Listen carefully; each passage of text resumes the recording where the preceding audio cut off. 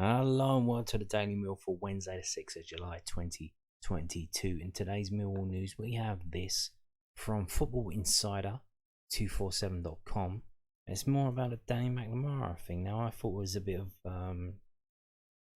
bit of nonsense, but apparently QPR actually made a bid. They actually made a bid. So this is it says sources. Millwall reject QPR bid for Danny McNamara. Millwall have rejected a bid from QPR for defender Danny McNamara. Football Insider understands new QPR boss Michael Beale has targeted a move for the 23-year-old as he looks to recruit a new right back. But Millwall sources told Football Insider that their London rivals' offer for McNamara has been knocked back. The former Republic of Ireland under-21 international only has a year left on his contract at the New Den. After being handed his debut by Gary Wright in January 2021, he was in and out of the side at the beginning of the 21-22 campaign. McNamara then emerged as a first-choice right wing back in his back five system towards the end of the campaign and ended the season with 2 goals and 2 assists in 36 championship games, including 33 starts. Before making his Lions debut, he spent time out on loan with non-league clubs as well as spells with Newport County and St Johnstone in Scotland. McNamara has no direct competition in the Millwall squad, so Wright may be reluctant to lose him this summer. And QPR are in the market for a right-sided defender as Bill looks to revamp the squad that finished 11th in the Championship in 21-22. So apparently there was a bid. There are rumours going around it was £700,000, so no wonder it was rejected. So here's the thing, this website, Football Insider, this is probably a perfect time to remind everyone the little list that I've been keeping of players that we've been linked with by various publications, and you can see Football Insider linked us with, I think they would, this is where I believe the source come from. Charlie Cresswell was first linked to us from Leeds United by Football Insider, and it turns out that was correct. He did sign for Millwall. News Den, I believe, were the first ones to put out the George Honeyman. Maybe I'm wrong on that, but I think it was them. And that came true. So two players that we've been linked with have come to end up signing for Millwall. Lewis Ferguson rejected. Our bid wasn't enough money, and it looks to be dead in the water. And Nathan Byrne has his contract extended at Derby, and now actually they've been bought out of their troubles. They're signing players now. It's signing quite a few players, so I don't know what's going on there. That may or may not be dead anyway, and the rest we just don't know. Nothing's happened yet. So there you go. So Football Insider, they do sometimes get it right, it seems. So according to them, there was a bid by QPR and it was rejected, and Millwall said it's not enough. So, and apparently there are rumours it was £700,000, and now it's not that it's the money. I mean, we would reject it outright because we don't have a right wing back. We've only got one at the club, and it's him. So who are we going to replace him with? So that's not the best of things. And not only that, I mean, the way he plays is absolutely amazing. Defensively, he's absolutely amazing. Could do more going forward, but he needs to work on that. He knows that. Wright told him that, and he did get a couple of goals at the end of the season. So it's there. He is getting results, trying to do what he's been asked to do going forward, and it's going to take time to do that. So, but I don't know. This is apparently he's only got a year left on his contract. So is this another Jed Wallace situation? I don't know, but we'll see. We'll see. So we're going to move on to this. Former Millwall player Colin Mahoney has found himself at Huddersfield Town. So this is from londonnewsonline.co.uk. Released Millwall man lands Championship lifeline at Huddersfield Town. Colin Mahoney has signed for Huddersfield Town following his departure from Millwall this summer. The 25-year-old has signed a 2-year deal with the Terriers with a club option of a further year. Mahoney signed for the Lions in the summer of 2019 and scored 3 goals in 60 appearances during 3 seasons. Huddersfield head of football operations Lee Bromby said Connor is a very interesting player that we're excited to work with. He's got a very natural talent, and his ability with both feet allows him to play through the middle or on either flank. That gives us important competition alongside the likes of Sorba Thomas, Dwight Holmes and Josh Koroma, among others. Connor also brings a real ability at taking set pieces, which was a fantastic source of goals for us last season. That further strengthens an area where Sorba already gives us great quality. His ability has seen him move around for some big fees during his career, but his challenge now is to make Huddersfield Town his home and deliver consistently. Our staff will work very hard with him to give him every opportunity to do so. So there you go. A bit of a surprise. You kind of thought it was a bit of a busted flush that he was done and dusted, but it sounds like he's going there to be one of 5 players. There are 4 similar players there that play where he plays, and he's just going to be another one of 5, which is it's a luxury that Millwall can't afford. But Huddersfield, it seems, can. Now, seems a bit of a waste of money, to be honest with you, but maybe they will be trying to sell one of those players, but you never know. But what can you do? So also today, Luke Freeman, remember him? He played 13 minutes for Millwall before getting crocked. He joined Luton Town. He'll be in the Championship as well, so we might be playing against him next season as well. News of a loan out. So the young goalkeeper Joe Wright has been loaned out for a season-long loan to Bath City, who play in the National League South. So this is from news@den.co.uk. Millwall Youngster joins Bath City on loan. Millwall Youngster Joe Wright has joined National League South outfit Bath City on loan. Wright, 21, had his first loan spell in 2019-20 when he joined now defunct non-league side Walton Casuals. A temporary stint at Grey Wanderers would follow, with his deal extended for the entire 21-22 campaign after a string of impressive performances. The Lions now consider the goalkeeper to be ready to make the step up to the National League system after becoming a regular for their under-23s team.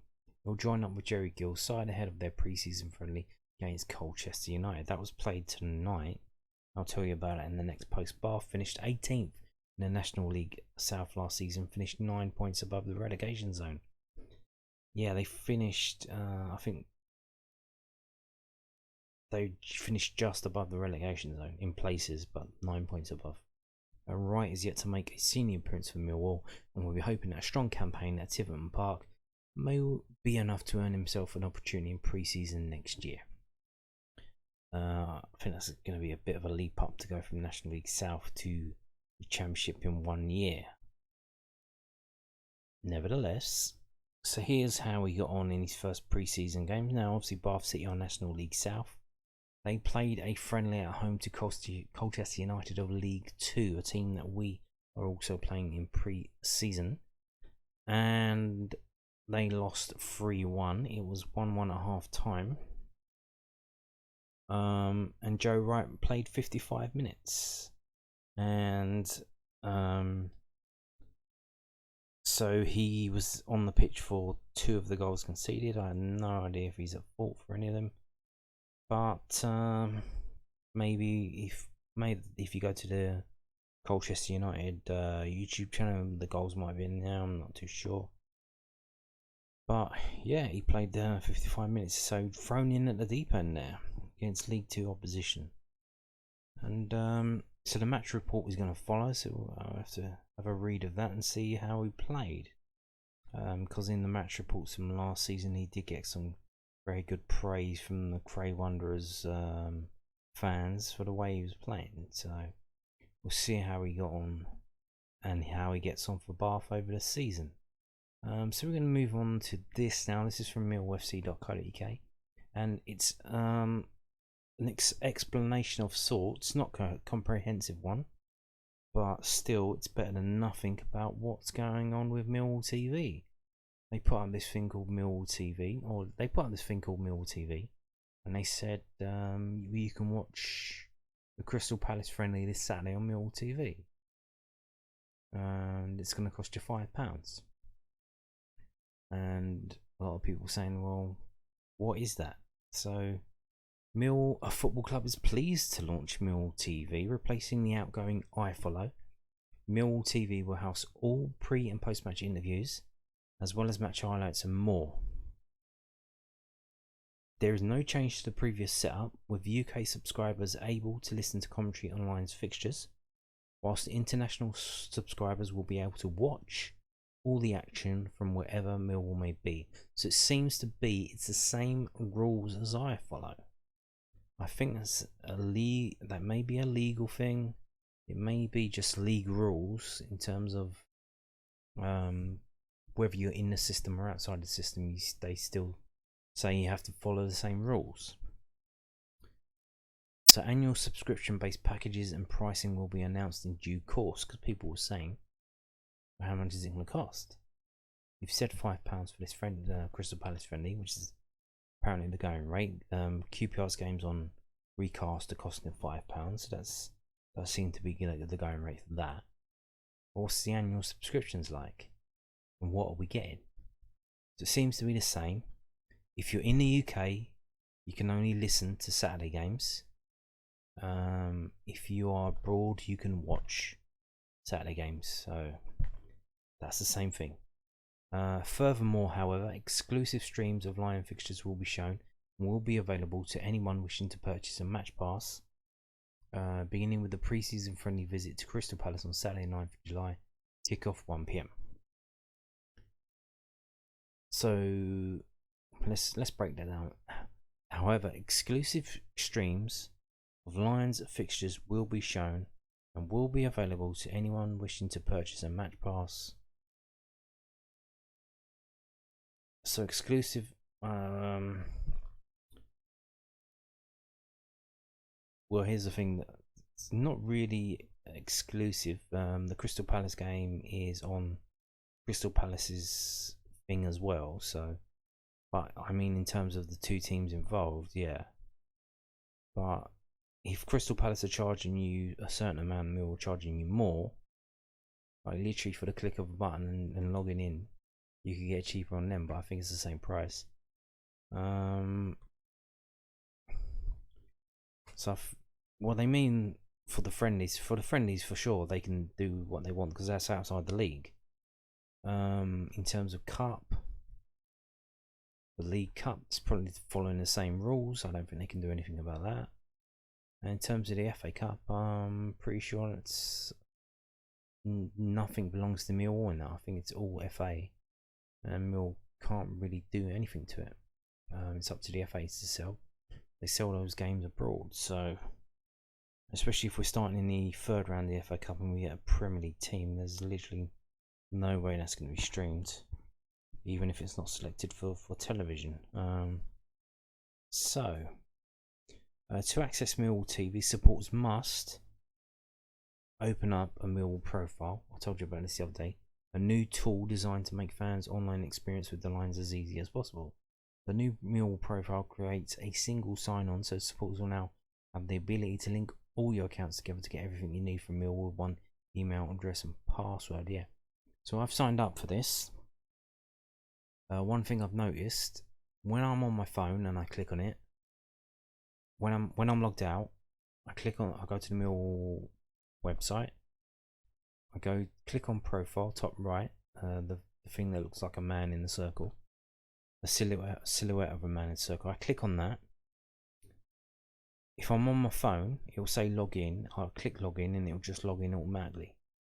It's got a cookie or whatever does it automatically. If I'm on my laptop here, like I'm recording this on, I do that, I have to enter my details in. He hasn't stored it. It doesn't do it for some reason. I don't know why. So that's going to be annoying having to keep typing that in every time.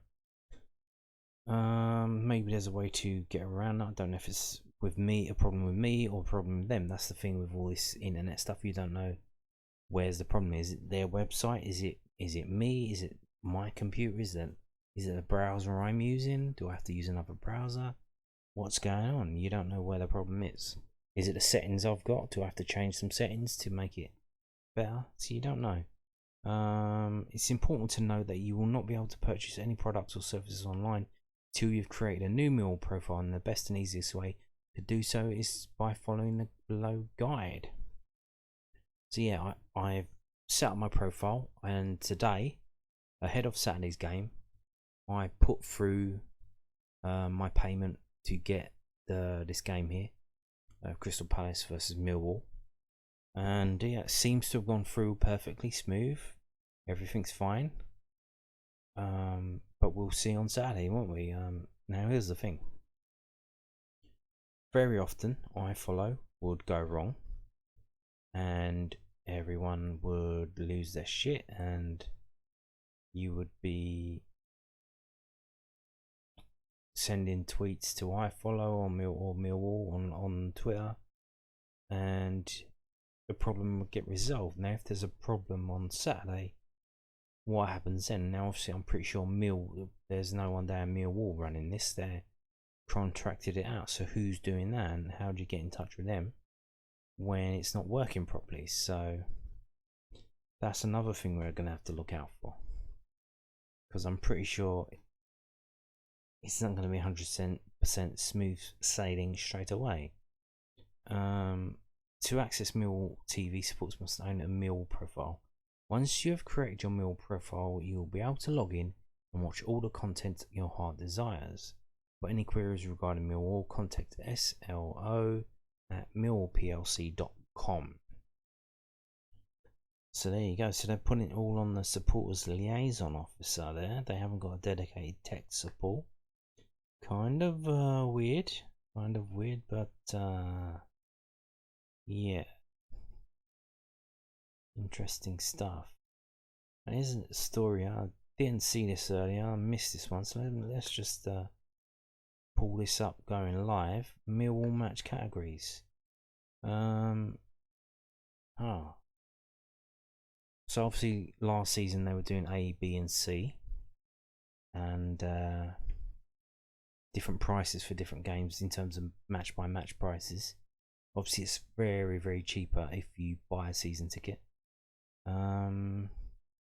So let's have a little download of what they've done, because we know who our fixtures are, who we're playing. So obviously A is the most expensive and C is the cheapest. So interestingly, a lot of the games around Christmas are C. C or B. There's no really any A games. That's kind of good. The holidays being quite expensive, but whoa, after Christmas then they're not putting any punches. It's A games and B games most of the way. So how many? 4 C games: Blackpool, Hull, Wigan, and Rotherham United on New Year's Day, which is kind of weird because they would probably be guaranteed a decent crowd on New Year's Day on Sunday, 1st of January, but they've decided to give it a C category to make it a bit cheaper, I suppose. But it is what it is. And the Reading game, which I told you yesterday, they were trying to get 20 quid tickets, and that didn't really happen. So that's a B. So obviously that's not happening. Or it may still happen. They might change their mind, but at the moment it's a B category. So yeah, so if you are planning on going to any of these games, if you're travelling in from overseas, and here's what you're looking at now. Let's have a look at what these prices actually relate to. And what is an A price, what is a B price, and what is a C price? And there you can see. Don't know if you can see that. It's a bit. There you go. Category A is 36 for West Upper, and various other prices involved there you can see. So it sounds like it's the same. And here's another thing. if you have a membership, you can buy it in advance, put it loaded on your card, and you get £3 off. But it's saying here it's £3 cheaper, so it doesn't say anything about a membership. So I think even if you're not a member and buy your ticket before, you get that £3 discount. And if you don't, I guess if you just complain, they might do it for you. I don't know. So the difference between category A and category B seems to be £3, and the difference between category B and category C is another £2. So there you have it. If you're sitting in West Upper, it's 36 for A, 33 for B, and £31 for C. Interesting stuff there. So there you have it. There are the Matchday ticket prices, been published here today, and here are the categories which will be involved. Interesting stuff. In terms of the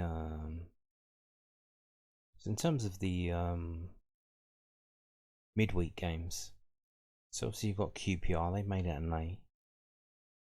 You got Watford, they made that an A, and Bristol City, but that's Christmas, but that's a B.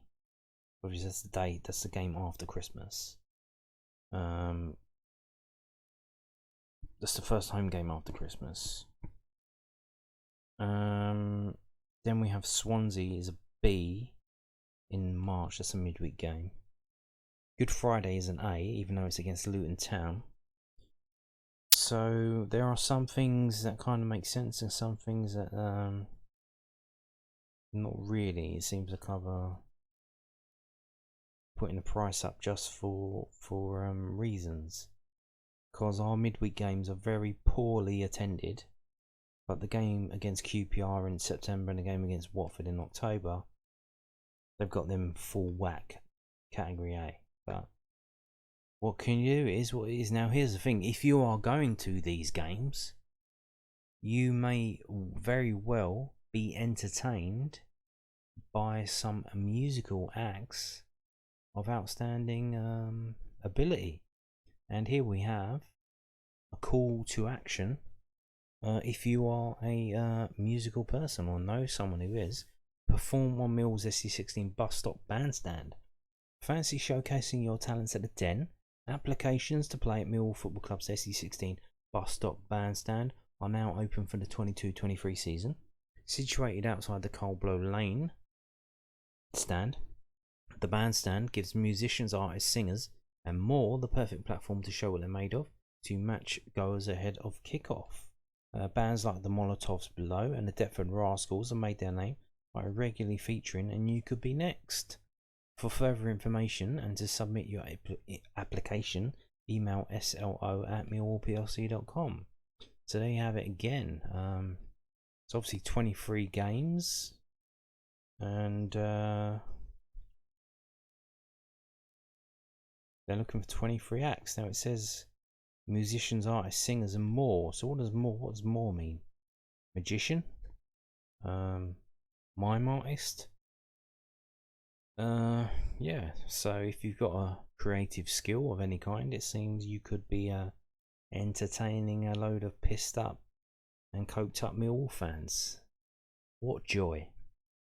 Just email your application in and get in touch. And on that note, thank you for watching and goodbye.